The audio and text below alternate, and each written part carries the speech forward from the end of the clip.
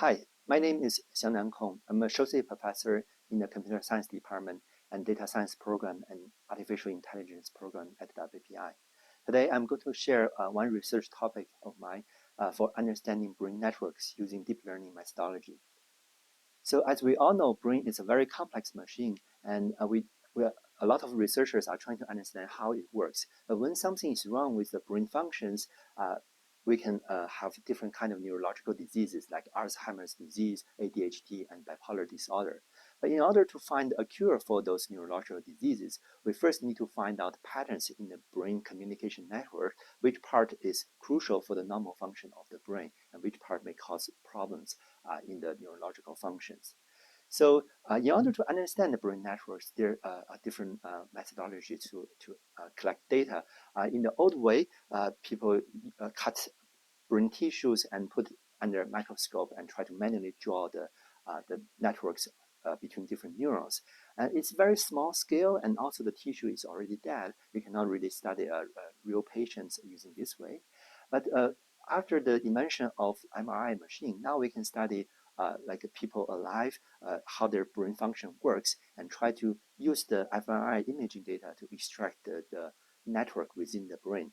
So, for example, on the top is an example of the structure network of the brain. It's similar to the network cable connecting different departments or different places so that you can transfer data within the brain. On the bottom, it's more like it's a functional connection network. It's something like who is sending an email to whom, who is calling whom using a cell phone, and so on. So it's more about how different regions are working together to perform a function. So if you look at the MRI data, this is only one slice of the image. So each pixel, or we say voxel, actually represent the signal within a very tiny region in the space.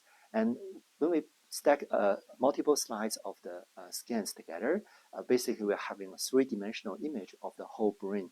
And it's not about like one timestamp. Actually, you can scan a video of the whole brain activity over time. So it's like have a 3D video of the brain activities. So our goal is to make sense of this data and analyze how the different brain regions are working together with other regions and build the network within the brain.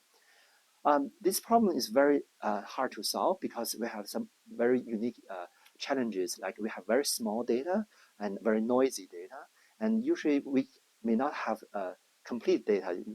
We have a lot of parts missing in the data sets, and also we get a lot of complex influences from all different other factors that can change the brain activities. So one example is, this is an example of the human brain. We can see everyone's brain actually have slightly different shapes, although they all look similar, but their shape are different. And also we get influence from the MRI machine. For example, this part of the brain looks like deformed, but actually it's because of the magnetic field was not uniform in that area. So that is not really the human brain is deformed. It's more about the signal sensing issue. So it's not very alarming. It's just something normal within MRI images.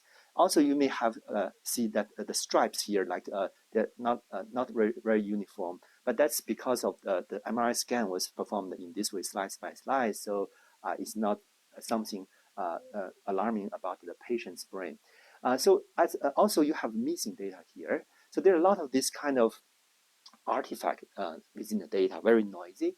But as a real neuroscientist, they will know which part is not a big issue. You can ignore them, which part you should pay attention to, right? But building computer algorithm to understand this is on small data is very challenging.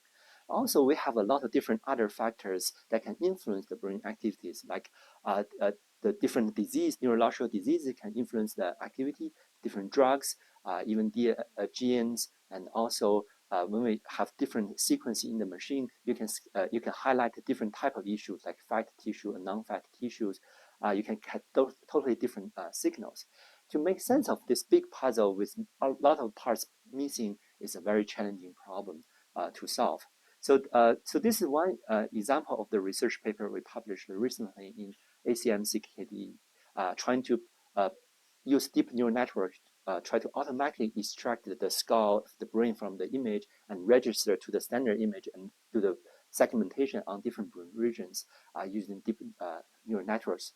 So we have more work similar to this along the same line of research, if you're interested, feel free to contact me.